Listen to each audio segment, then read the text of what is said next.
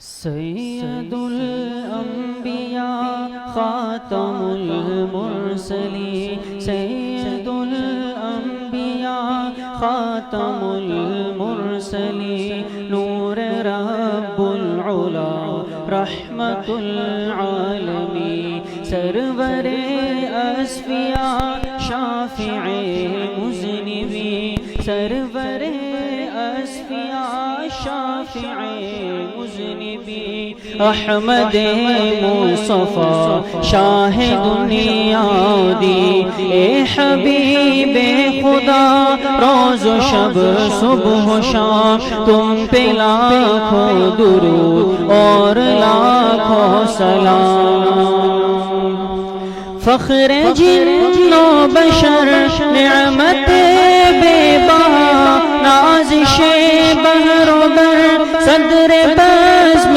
ہدا فخر جن و بشر نعمت بے بہا نازش بحر و بر صدر بزم ہدا کیمیاں ہر نظر معجزہ ہر ادا کیمیاں ہر نظر معجزہ ہر ادا فرش سے عرش پر عشق جلوانما اے حبیب خدا روز و شب صبح و شام ان پہ لاکھوں درود اور لاکھوں سلام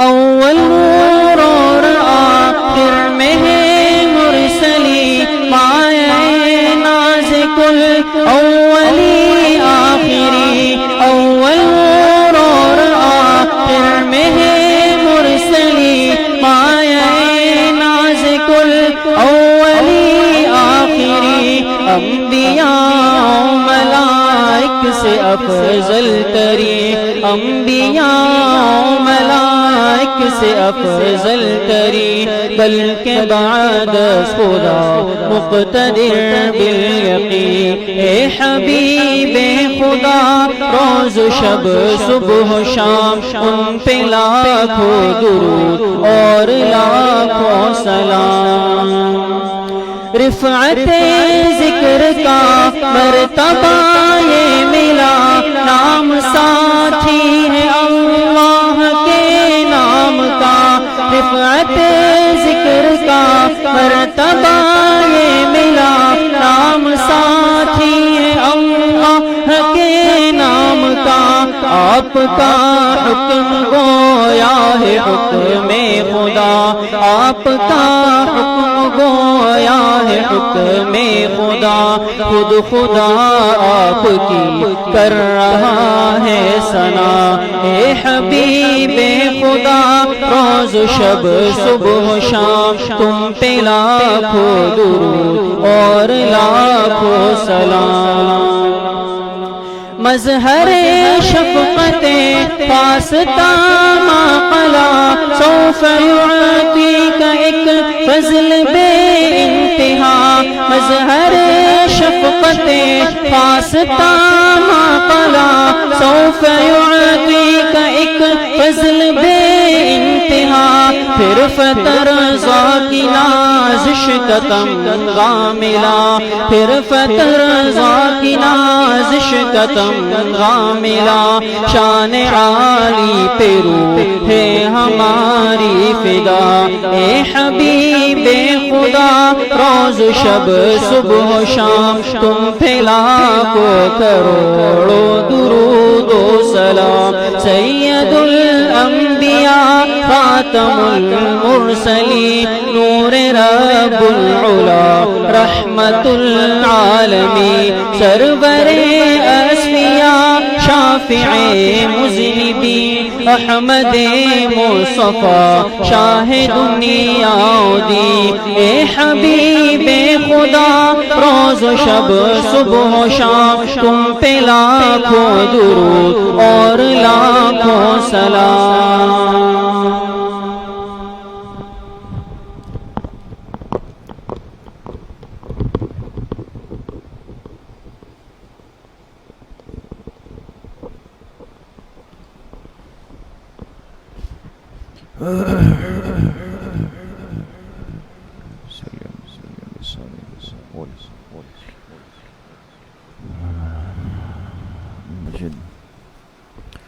بسم اللہ الرحمن الرحیم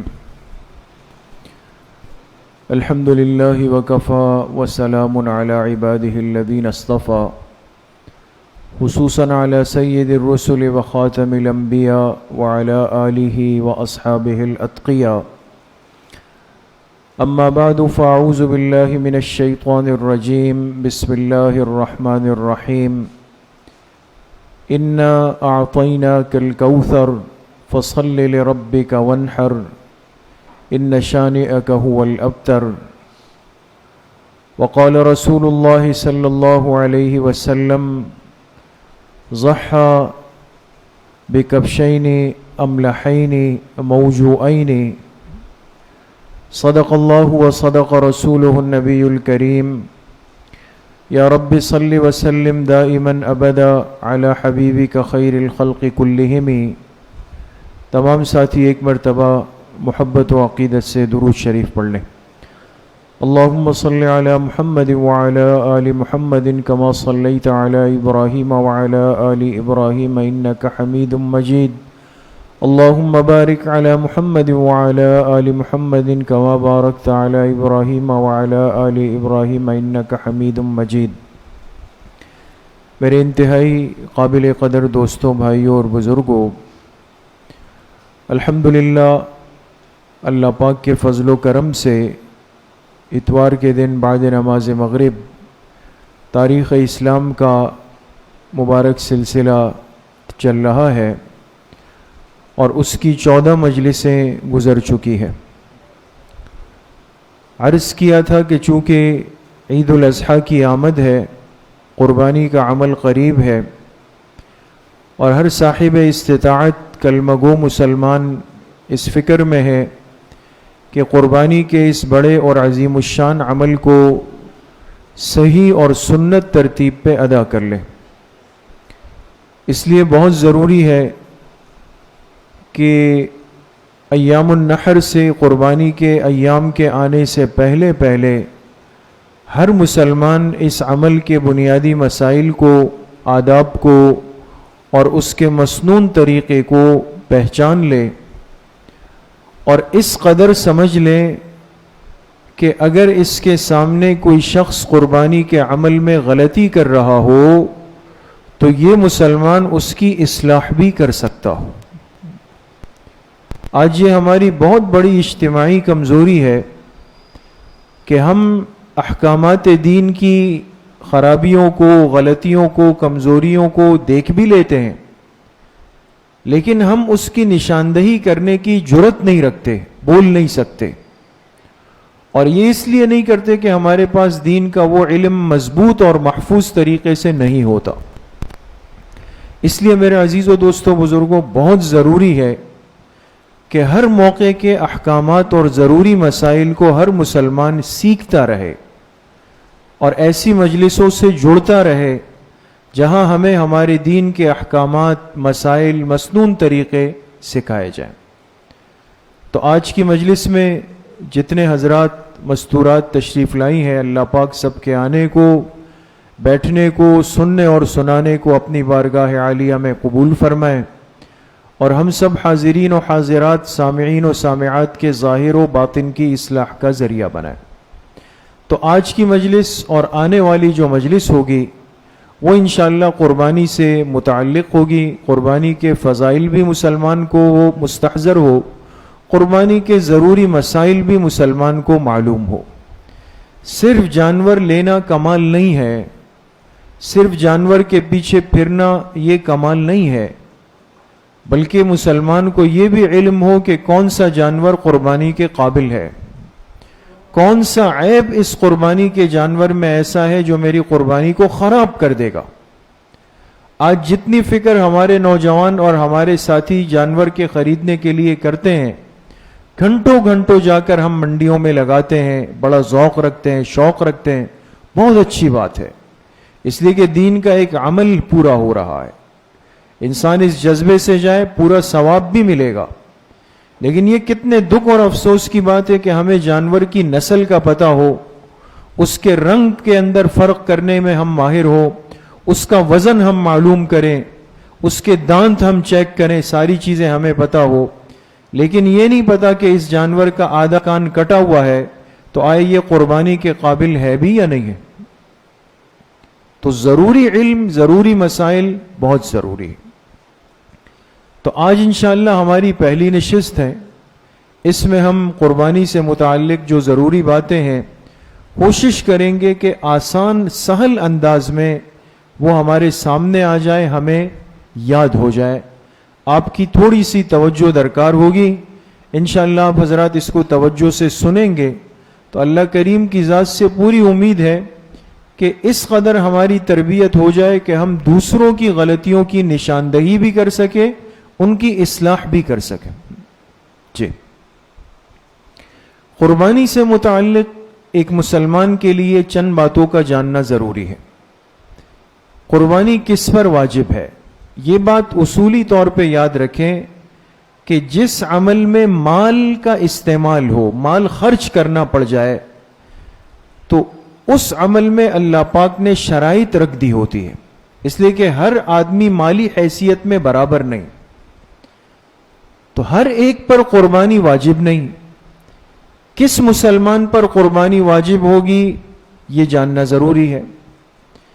اسلام میں مالداری اور نصاب کا کیا مطلب ہے؟ آپ کہتے ہیں بھئی مالدار قربانی کرے گا، مالدار حج کرے گا، مالدار زکوٰۃ دے گا، مالدار صدقہ فطر دے گا. تو اس مالدار سے مراد کون ہے؟ جو کروڑ پتی ہو یا جو لکھ پتی ہو یا جو ارب پتی ہو؟ اس کا ایک معیار پیمانہ تو ہوگا نا. اب اس مالداری کے لیے اللہ پاک نے جو معیار مقرر کیا اس کو نصاب کہتے ہیں. اس کو کیا کہتے ہیں دوستو؟ نصاب. صاحب نصاب مسلمان کون ہے؟ تو اس نصاب کا کیا مطلب ہوگا؟ اسلام میں مقیم اور مسافر کا کیا مطلب ہے؟ ایک تو ہماری نظر میں اس مسافر ہے کہ بھئی جو آدمی حیدرآباد چلا گیا، شام کو واپس آ گیا، ہم کہتے ہیں بھئی یہ مسافر ہے. اسی طریقے سے ایک آدمی کراچی ٹول پلازا تک چلا گیا، ہم کہتے ہیں یہ مسافر ہے. تو آیا یہ مسافر جس کو ہم مسافر کہتے ہیں شریعت کی نظر میں بھی یہ مسافر ہے یا اس کے لیے ایک الگ معیار ہے؟ یہ جاننا بھی ضروری ہے. جانور میں عمر اور عیب کے حوالے سے کیا اصول ہے؟ کوئی جانور مل جائے، پکڑ لیا، ذبح کر لیا، قربانی ہو جائے گی یا اس کے لیے کوئی عمر کی شرط ہے؟ اسی طریقے سے اگر جانور لنگڑا ہے، ایک کان کٹا ہوا ہے، دم کٹا ہوا ہے، ایک آنکھ سے بینگا ہے، قربانی ہو جائے گی یا یہ عیب ہے؟ یہ بات بھی جاننا ضروری ہے. قربانی کے دن کتنے ہیں اور اس کے اوقات کون کون سے ہیں؟ ذبح کرنے کا مسنون طریقہ کیا ہے؟ ذبح کرنے کے بعد اس جانور کے گوشت اور کھال کے کیا ضروری مسائل ہیں؟ کس نیت کرنے سے قربانی خراب ہو جاتی ہے؟ ایک مسلمان جب مال خرچ کر رہا ہے اپنی محنت سے کمایا ہوا تو ضروری ہے کہ وہ قربانی کے بنیادی مسائل سیکھ لے. ایسا نہ ہو کہ لاکھ روپے خرچ کر کے جانور لائے لیکن نیت غلط کی، قربانی خراب ہو گئی، نقصان کر دیا اس نے اپنا. اس لیے بہت ضروری ہے کہ ہم ان باتوں کو اچھے طریقے سے سمجھ لیں. یہ 8 بنیادی چیزیں ہیں، یہ بہت ترتیب کے ساتھ انشاءاللہ آپ کو سمجھ میں آ جائے گا. جی، ہر مسلمان کو یہ بات معلوم ہے اور اس سے واقف ہونا چاہیے کہ قربانی کس پیغمبر کی یادگار ہے؟ حضرت اسماعیل علیہ السلام کی. ان کو قربانی کے لیے لٹایا تھا جس پیغمبر نے، ان کا نام کیا ہے؟ حضرت ابراہیم علیہ السلام. دونوں پیغمبروں میں رشتہ کیا ہے؟ باپ اور بیٹے کا. ابراہیم علیہ السلام والد ہیں، اسماعیل علیہ السلام ان کے بیٹے ہیں. والد کو حکم ہوتا ہے خواب میں کہ اپنے بیٹے کو اللہ کے راستے میں اللہ کے نام پہ ذبح کر دو. اجنبی کو نہیں، والد کو حکم ہے کہ بیٹے کو ذبح کر دو. کبھی بھی تاریخ میں، انسانیت کی تاریخ میں کسی انسان کی گردن پہ چھری نہیں چلی ہے، نہ اللہ پاک نے ایسی قربانی مانگی ہے کہ میرے لیے کسی انسان کو ذبح کر دو. یہ تو مشرکانہ تصور ہے. لیکن یہ پہلا موقع تھا کہ اللہ کا حکم آیا ایک پیغمبر کو کہ اپنے بیٹے کو میرے نام پہ ذبح کر دو. کیوں؟ اللہ پاک اپنے خلیل پیغمبر کی محبت کو، ان کی شان کو ظاہر کرنا چاہتے تھے کہ یہ کتنا میرے حکم کو پورا کرنے والے. ابراہیم علیہ السلام بیٹے کو لے کر چلے. یہ آپ دیکھ سکتے ہیں، یہ منا ہے نا، جہاں حج کے سب سے زیادہ ایام ایک مسلمان گزارتا ہے. اللہ پاک سب کو یہ سعادت نصیب فرمائے. یہ منا کی مسجد خیف ہے، مسجد خیف. اور یہ مسجد خیف علماء نے لکھا اسی جگہ بنائی گئی جہاں حضرت ابراہیم علیہ السلام کی رہائش تھی، اور جس گھر سے ابراہیم علیہ السلام اپنے بیٹے کو لے کر چلے کہ ان کو اللہ کے نام پہ ذبح کر دے، اللہ کے حکم پہ قربان کر دیں. تو جہاں وہ گھر تھا، مقام تھا، اسی جگہ پر منا کی یہ مسجد بنی، اور اس مسجد کا نام کیا ہے؟ مسجد خیف ہے. جو حجاج کرام جاتے ہیں وہ یہ مسجد دیکھتے ہیں، بڑی عالیشان مسجد ہے. یہ وہ مسجد ہے. جی، یہ آپ دیکھ سکتے ہیں، یہ جمرات ہے. وہ جگہ جہاں حجاج کرام جب جاتے ہیں تو 10، 11، 12 ذی الحجہ 3 دنوں تک حاجیوں کے ذمے ایک عمل ہوتا ہے کہ وہ 7 کنکر لے کر اس ستون کو، اس ستون کو، اس ستون کو مارتے ہیں. اس عمل کو کیا کہا جاتا ہے؟ رمی جمرات. ان جمرات کی، جمرہ سے مراد ستون ہے، پلر. ان جمرات کی رمی کرنا یہ حج میں واجب ہے.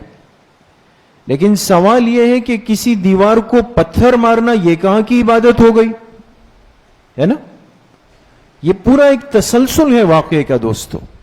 ابراہیم علیہ السلام بیٹے کو لے کر نکلے، جو آپ نے مسجد خیف دیکھی.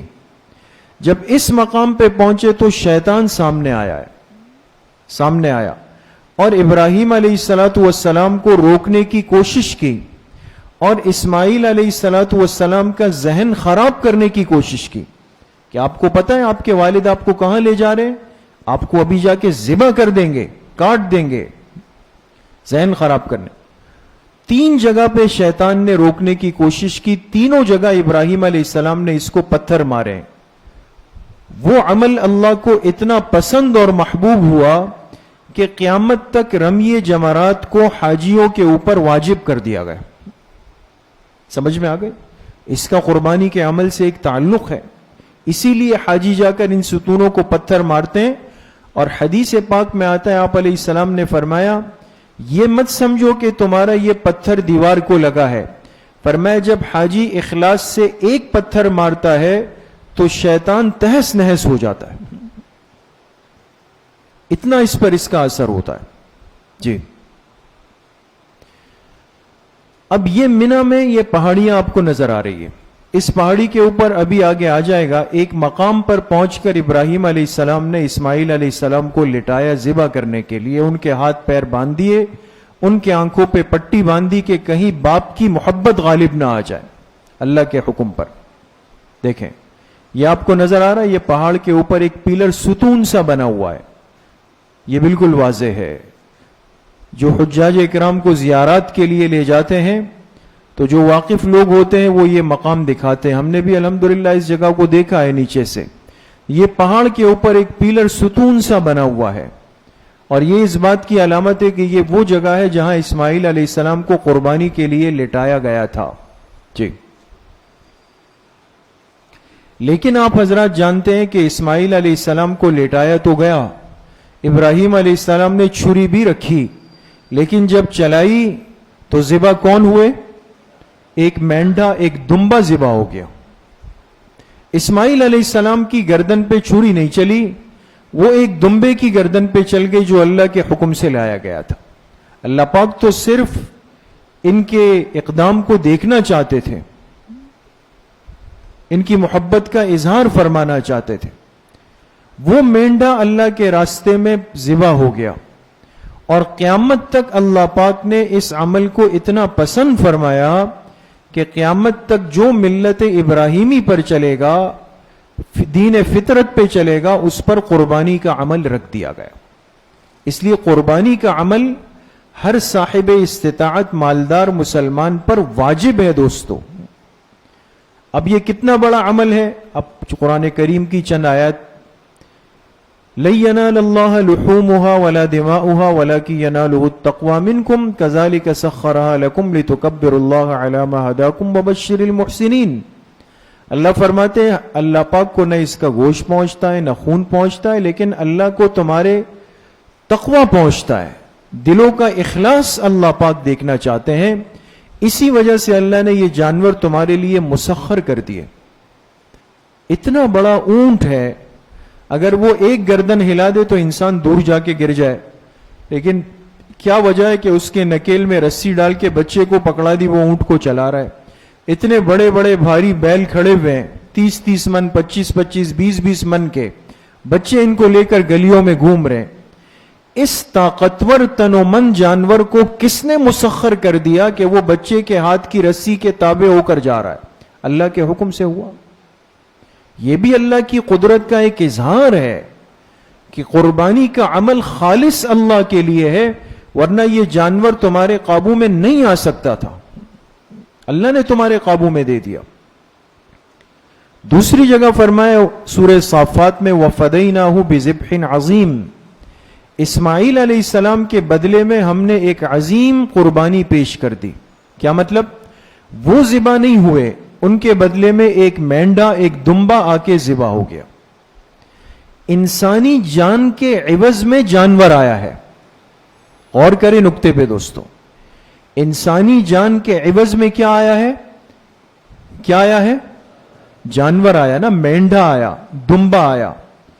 تو جب اللہ پاک نے ایک انسان کی جان بچائی اور اس کے بدلے میں جانور کی قربانی دے دی، تو قیامت تک یہ سبق آ گیا کہ اب اس قربانی کا عوض وہ جانور ہو سکتا ہے جو اللہ نے بتائے ہو. انسان کا مال پیسہ کبھی بھی نہیں ہو سکتا ہے. چاہے انسان کتنے پیسے دے دے، لاکھوں کروڑوں اربوں دے دے، میری قربانی ہو جائے، نہیں ہو سکتی. ذبیحہ ہوگا، جانور ذبح ہوگا. اور فرمایا وَتَرَكْنَا عَلَيْهِ فِي الْآخِرِينَ، اور یہ قربانی اتنے اخلاص سے ہوئی کہ ہم نے اس عمل کو باقی رکھ دیا بعد میں آنے والوں پر. قیامت تک جتنی انسانیت دین فطرت پر آئے گی، دین اسلام پر چلے گی، وہ قربانی کا عمل کرتی رہے گی. جی اسی طرح حدیث پاک میں حضرت عائشہ رضی اللہ عنہ سے روایت ہے، آپ علیہ السلام نے فرمایا ما عمل ابن آدم من عمل يوم النحر احب الى الله عز وجل من هراقة دم انه لا يأتي يوم القيامة بقرونها واظلافها واشعارها وان الدم لا يقع من الله عز وجل بمكان قبل ان يقع على الارض فطيبوا بها نفسا. ابھی اس کا ترجمہ آ جائے گا. دوسری روایت آپ علیہ السلام نے فرمایا من كان له ساعة ولم يضح فلا يقربن مصلانا. دونوں احادیث. جی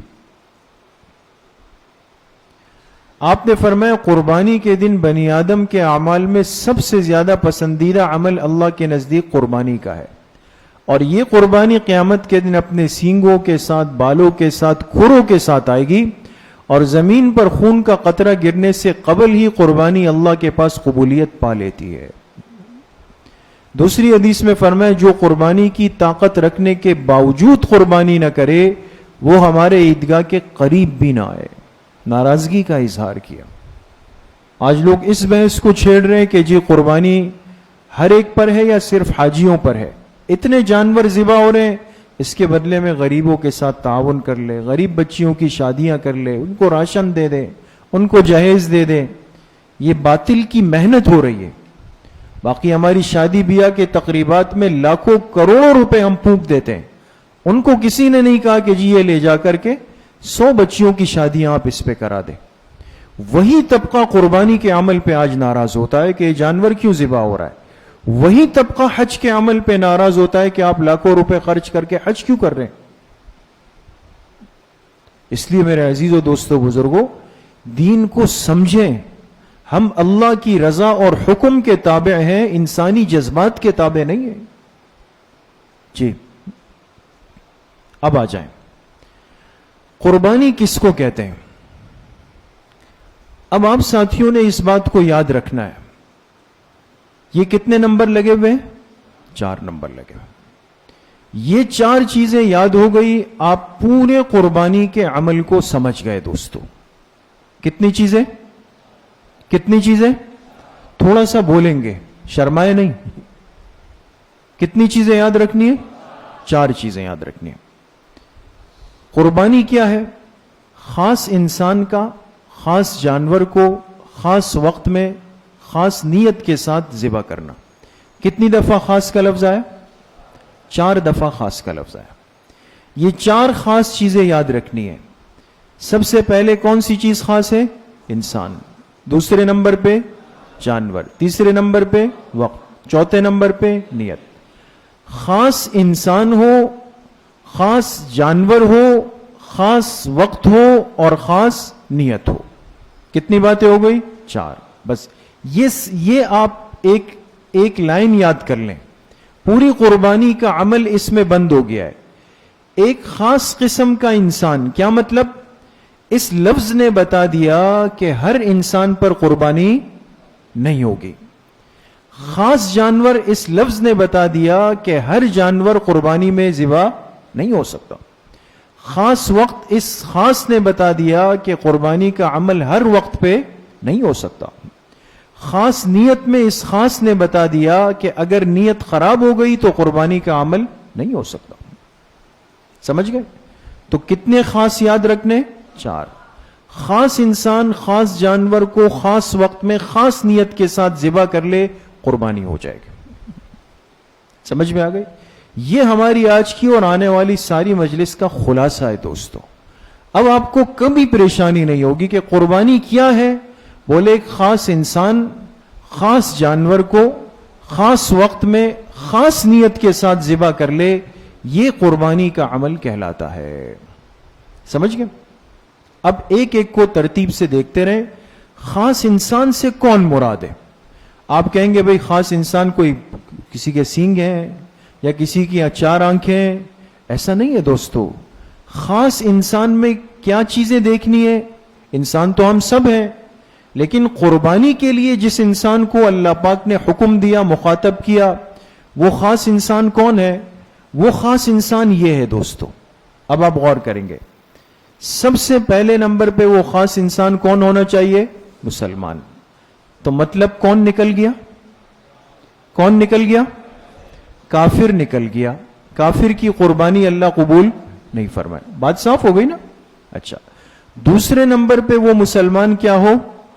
بالغ ہو. کیا مطلب؟ نابالغ چھوٹے بچے پر قربانی نہیں ہے، وہ بھی نکل گیا. تیسرے نمبر پہ عاقل ہو، عقل مند. تو کون نکل گیا؟ مجنون، پاگل، دیوانہ، اس پر قربانی نہیں ہے. چوتھے نمبر پہ وہ مقیم ہو. مقیم اس کو کہتے ہیں جو حالت اقامت میں ہو. جیسے آپ سب ساتھی یہاں بیٹھے ہوئے ہیں، تو ہم سب کس شہر میں رہتے ہیں دوستو؟ ہم کراچی کے مقیم ہیں. سمجھ گئے؟ لیکن اس میں تھوڑی سی تفصیل آپ کو سمجھنی ہوگی. اس مقیم میں ایک اور بات بھی شامل ہو جاتی ہے، اور آپ یہی سمجھ لیں گے تو آگے آسانی ہو جائے گی. ایک تو مقیم وہ آدمی ہے جو جہاں مستقل رہتا ہے. جیسے آپ سب ساتھی، ہم سب کراچی کے مقیم شہری ہیں، ٹھیک ہے نا؟ ہم مقیم کہہ لیں گے. ایک ساتھی ایسے ہیں آپ کے رشتہ دار، مثال کے طور پر اس مجمع میں، جو لاہور سے آج کل آئے ہوئے ہیں کراچی.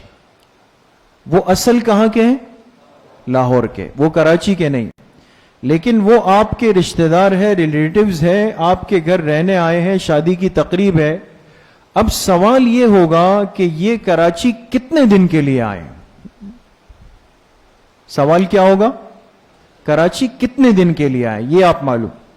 اگر وہ 15 دن یا اس سے زیادہ کے لیے آئے ہیں، 15 دن یا اس سے زیادہ کے لیے آئے ہیں، تو وہ کراچی کے مقیم کے حکم میں آ جائیں گے.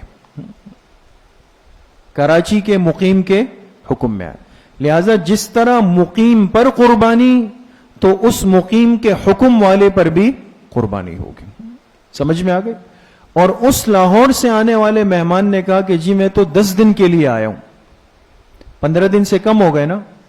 کم ہو گئے نا؟ تو جو 15 دن سے کم ہے وہ آدمی کہلاتا ہے مسافر. وہ آدمی کیا کہلاتا ہے؟ تو شریعت کی نظر میں مقیم اور مسافر کا یہ فرق مد نظر رکھنا چاہیے. سمجھ میں آ گئی؟ ابھی آپ بھی جائے گی. آپ پیچھے جائیں ایک منٹ. اچھا، پانچویں بات کیا ہے کہ جو مسلمان بھی ہے، بالغ بھی ہے، عاقل بھی ہے، مقیم بھی ہے، اب پانچویں بات رہ جائے گی کہ وہ کیا ہے؟ مالدار بھی ہے.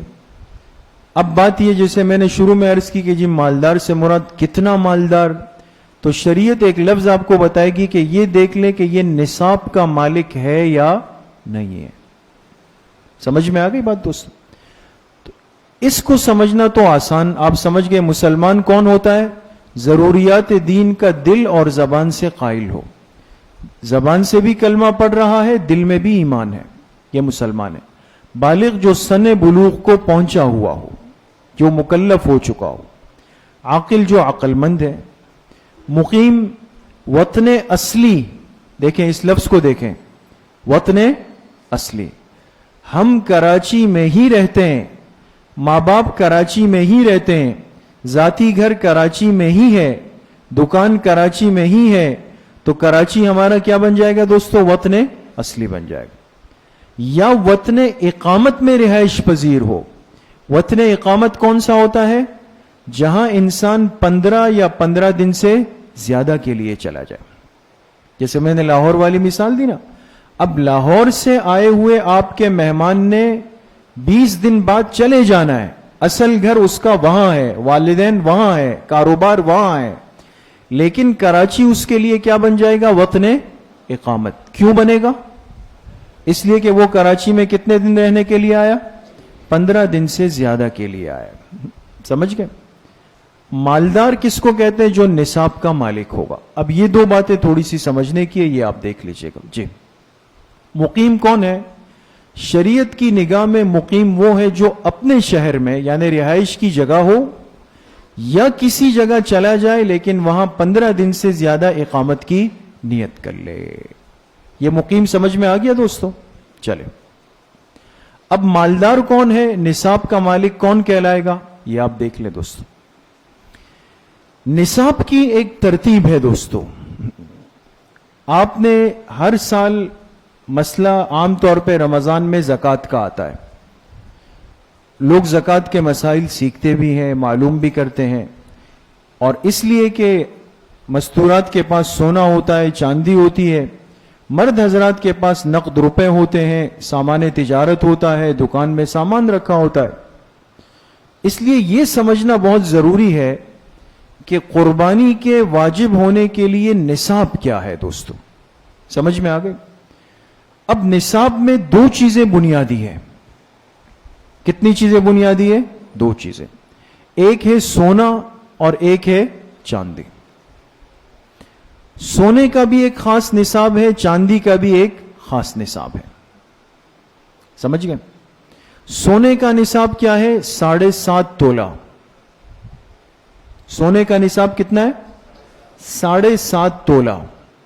چاندی کا نصاب کیا ہے؟ 52.5 تولہ. یہاں پہ رک جائیں تھوڑا سا.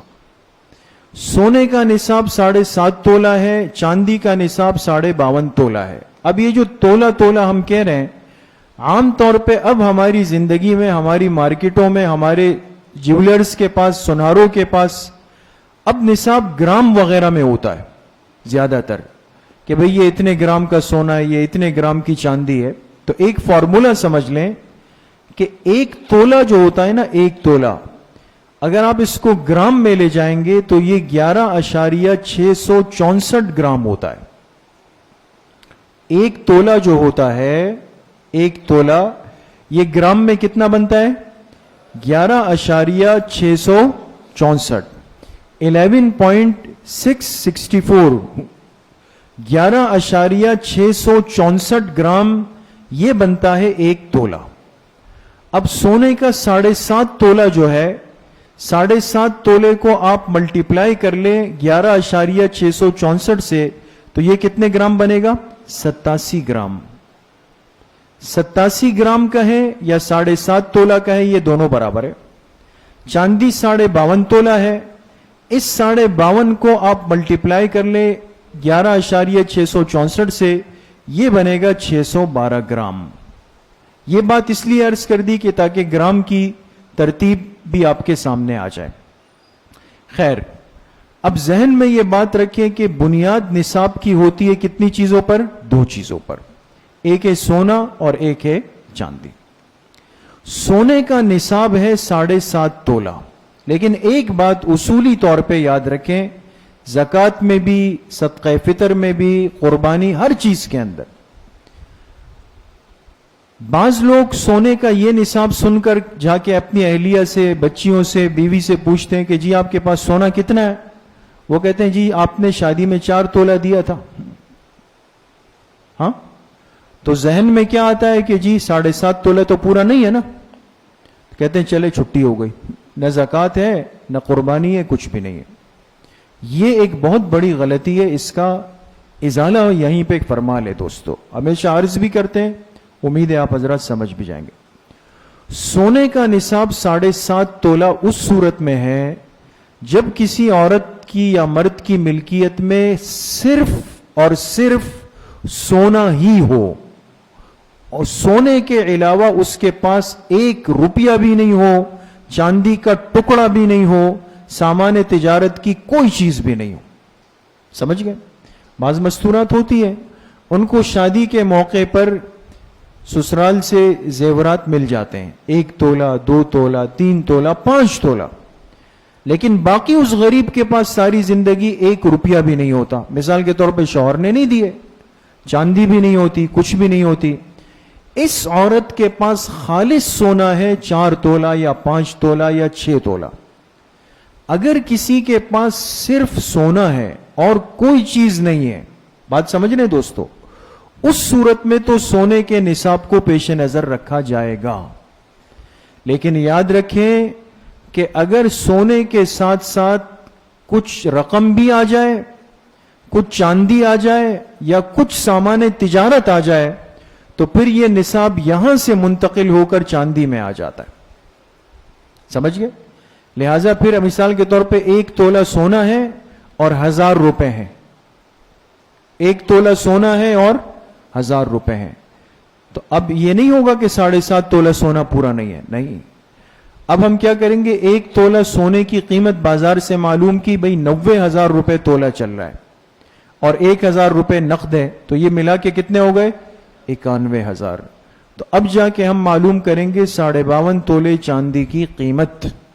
جب وہ معلوم کی تو پتہ چلا یہ 52.5 تولے چاندی تو 75,000 کی چل رہی ہے، آپ کے پاس ہے 91,000. تو نصاب پورا ہوا یا نہیں ہوا؟ نصاب پورا ہو گیا. اس لیے یہ بات ذہن کے اندر رکھیں. جی اب یہ دیکھیں قربانی کے واجب ہونے کا نصاب کیا ہے. بہت غور سے دیکھیں، 5 چیزیں. کسی مسلمان عاقل بالغ مقیم کی ملکیت میں 52.5 تولے چاندی نمبر 1، یا اس کی قیمت نمبر 2، یا اتنی مالیت کا سونا نمبر 3، یا اتنی مالیت کا سامان تجارت نمبر 4، یا ضرورت سے زائد اتنا سامان ہو جس کی قیمت 52.5 تولے چاندی کے برابر ہو تو اس پر قربانی واجب ہوگی. سمجھ میں آ گئی؟ 5 چیزیں اب آپ نے دیکھنی ہے. اگر کسی کے پاس 52.5 تولے چاندی ہے، قربانی واجب ہو گئی. یا 52.5 تولے چاندی کے برابر قیمت ہے، قیمت کیا بنتی ہے ابھی ہم نیچے بات کر رہے ہیں، قربانی واجب ہو گئی. یا اتنی مالیت کا سونا ہے. کیا مطلب؟ اب مثال کے طور پہ 1 تولہ سونا ہے اور تھوڑے سے نقد روپے رکھے ہوئے ہیں، تو ہم کیا کریں گے، اس کی مالیت نکال کے معلوم کریں گے. اگر وہ 52.5 تولے چاندی تک پہنچ گیا، قربانی واجب.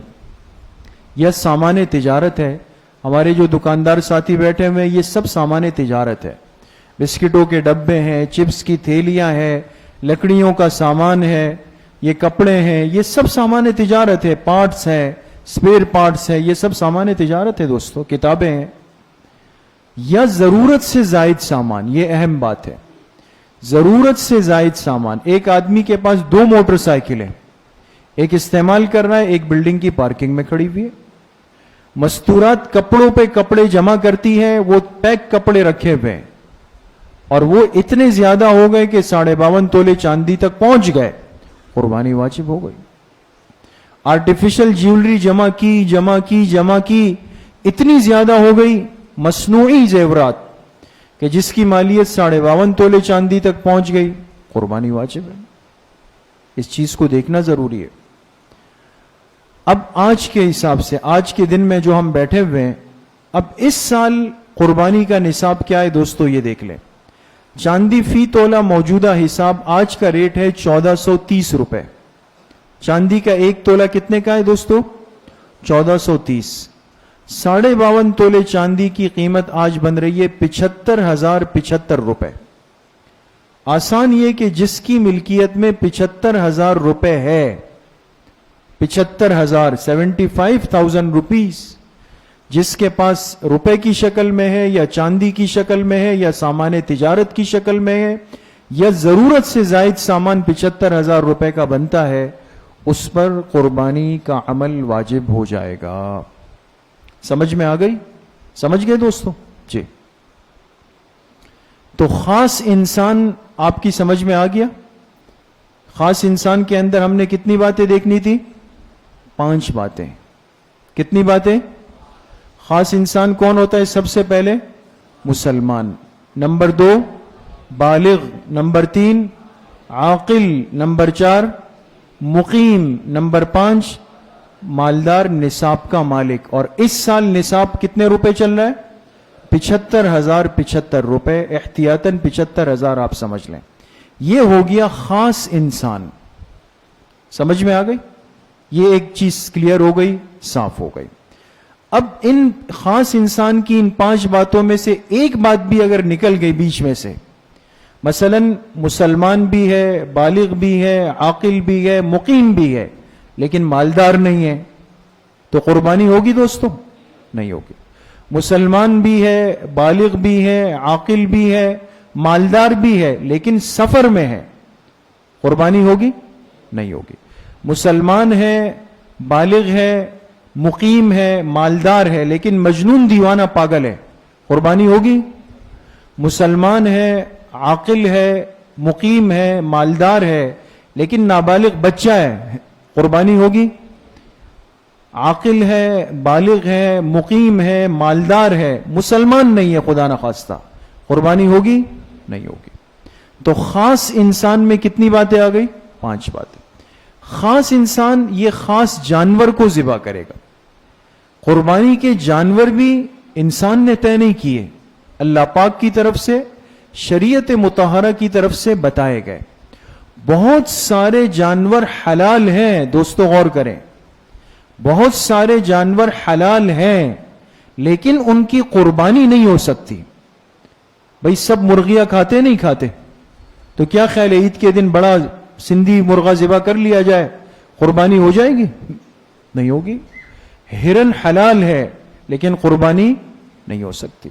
نیل گائے حلال ہے لیکن قربانی نہیں ہو سکتی. جانور بھی متعین ہے. اب خاص جانور میں ہمیں 3 باتوں کو پیش نظر رکھنا ہے. خاص جانور میں ایک تو ذبح کرنے سے پہلے، ایک ہے ذبح کے وقت، ایک ہے ذبح کے بعد. کتنی باتیں ہو گئی؟ 3.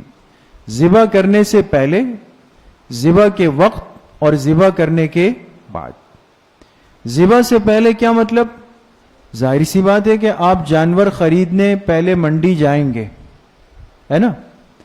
تو اس جانور کی عمر دیکھنی ہے، اس کا جسم دیکھنا ہے، کوئی عیب تو نہیں ہے، اور شراکت کے احکامات سمجھنے. کیا مطلب؟ ایک آدمی کا ہے 2 بڑے گہرے پکے دوست ہیں، بڑے پکے دوست ہیں. دونوں نے کہا اس سال ایک ساتھ قربانی کریں گے تاکہ محبت اور مضبوط ہو جائے. دونوں نے پیسے ملائے، جا کے ایک بہت بڑا بکرا 1 لاکھ روپے کا خرید لیا، 50,000 ہزار روپے ملا دیے. دوستی اور پکی ہو گئی. دوستی تو پکی ہو گئی لیکن قربانی ہوئی کیوں؟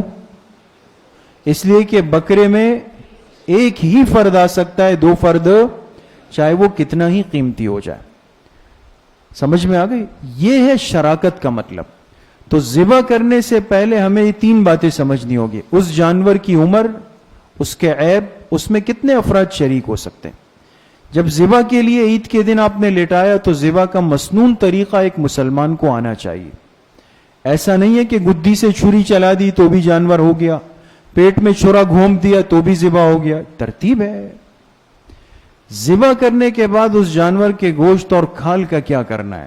خود کھائیں، تقسیم کریں، حصے بنائیں، صدقہ کریں، اور جو کھال ہے اس کا کیا ہوگا، یہ ذبح کے بعد کے مرحلے. تو خاص جانور میں ہم نے کتنی باتیں سمجھنی ہے؟ 3 باتیں سمجھنی. جی سمجھ میں آ گئی بات دوستوں؟ تو عرض کیا تھا کہ قربانی میں کتنے خاص الفاظ آئیں گے؟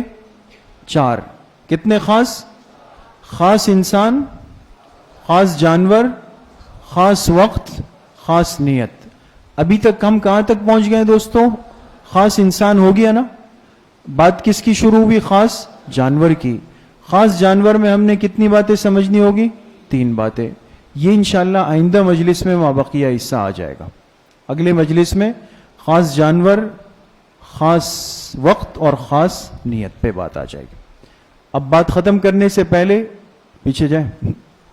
چند سوالات قربانی سے متعلق ہے، اس کو ذرا تھوڑا سا سمجھ لیں، جو عام طور پہ پیش آتے ہیں. کیا حجاج اکرام منی کے علاوہ دوسری قربانی کریں گے؟ یہ اب تو اللہ پاک معاملات کو دوبارہ سے آسان فرمائے اور حج کے لیے آنے جانے کے معاملے کو اللہ پاک حل فرمائے. پہلے یہ سوال بہت زیادہ تھا کہ جو حاجی حج پہ گئے ہوئے تو حاجی ایک جانور منی میں ذبح کرتے ہیں، تو لوگ کہتے تھے کہ آیا مجھے پاکستان کراچی میں بھی جانور ذبح کرنا ہے یا نہیں کرنا؟ یہ ایک بڑا سوال ہوتا ہے دوستوں. حاجی وہاں بھی قربانی کر رہا ہے، یہ کراچی بھی کرے گا یا نہیں کرے گا؟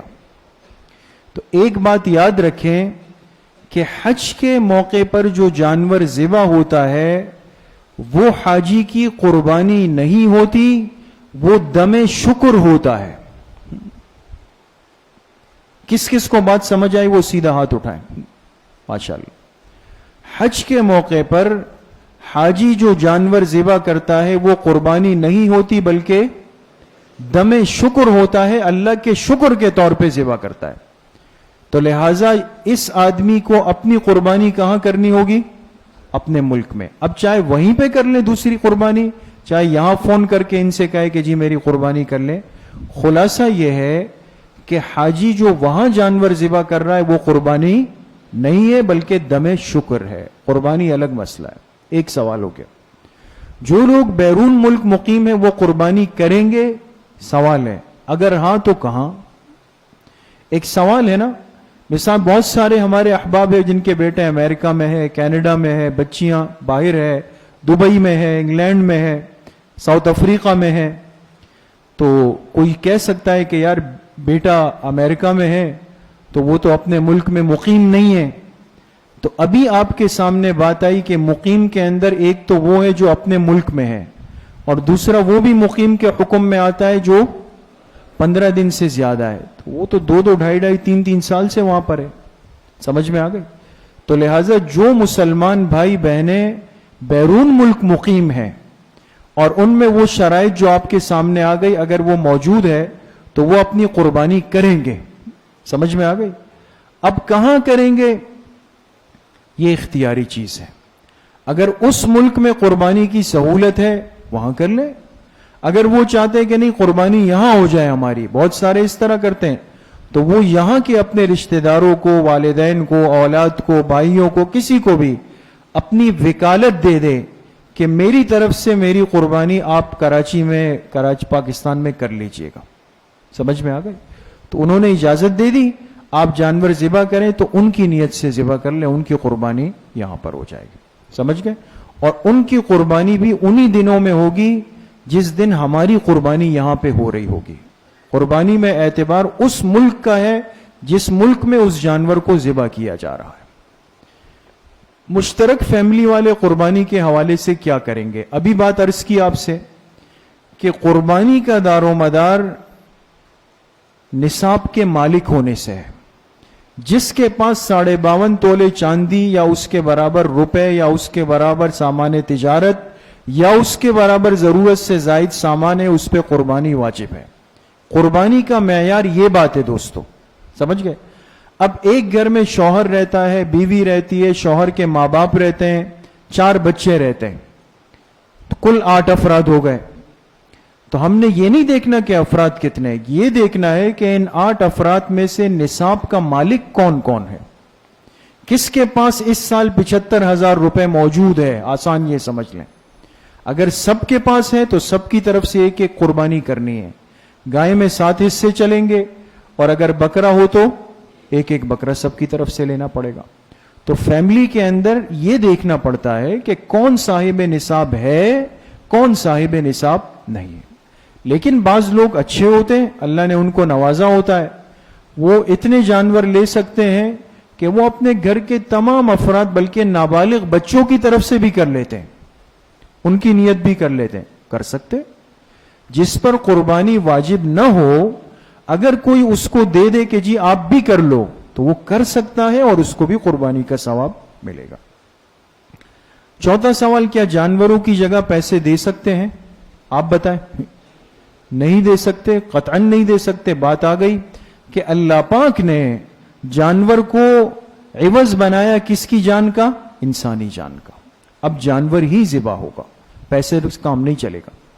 اپنی عمر سے کم کا جانور اگر غلطی سے خرید لیا تو قربانی کا کیا ہوگا؟ یہ بات اہم بات ہے، اگلی مجلس میں بات آ جائے گی۔ قربانی کے جو جانور ہے اس میں دانت معیار نہیں، عمر معیار ہے۔ ہمارے ہاں ہم اس چیز کو دیکھ کے بنیاد بنا چکے ہیں، منہ کھولتے ہیں جا کے، وہ منہ دکھاتا ہے، کہتا ہے بھئی دیکھیں 2 دانت ہیں۔ گائے کا 2 دانت ہونا ایک علامت ہے، علامت ضرور ہے۔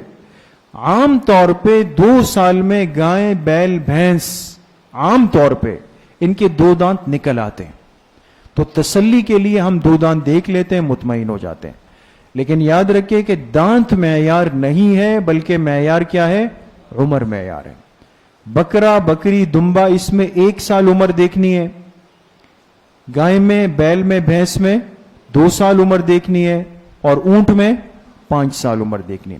صرف دمبے اور بھیڑ میں اتنی سہولت ہے کہ دمبا بھیڑ اتنا فربا موٹا ہے کہ اگر اس کو 1 سال کے دمبوں میں چھوڑ دیا جائے، چاہے وہ 1 سال سے کم ہے، 6 مہینے سے اوپر ہے، 1 سال سے کم ہے، لیکن 1 سال کے دمبوں میں چھوڑا تو ان کے برابر لگ رہا ہے، اس دمبے کی، مینڈے کی قربانی ہو سکتی ہے۔ یہ اجازت صرف کس کے اندر ہے دوستو؟ دمبے میں، بھیڑ میں اور مینڈے میں۔ بکرا بکری میں، گائے بیل بھینس میں، اونٹ میں قطعاً نہیں ہے۔ سمجھ گئے؟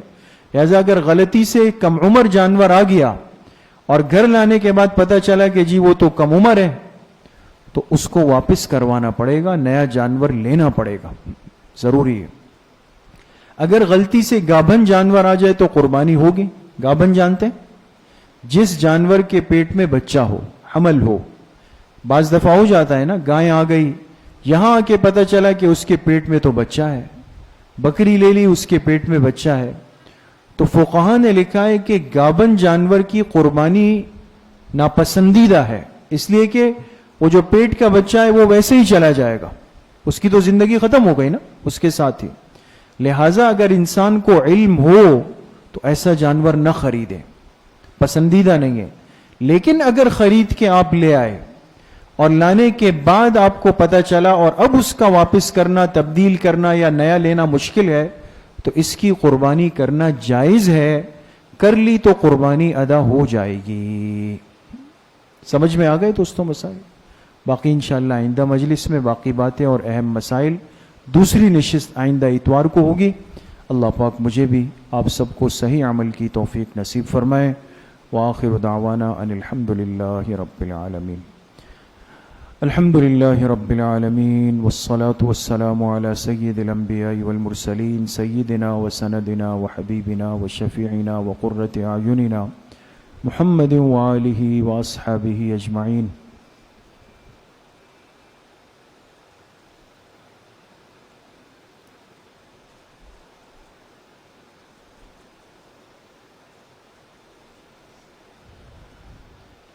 وصلی اللہ وسلم علی نبینا محمد وآلہ واصحابہ اجمعین برحمتک یا ارحم الراحمین۔ السلام علیکم ورحمۃ اللہ۔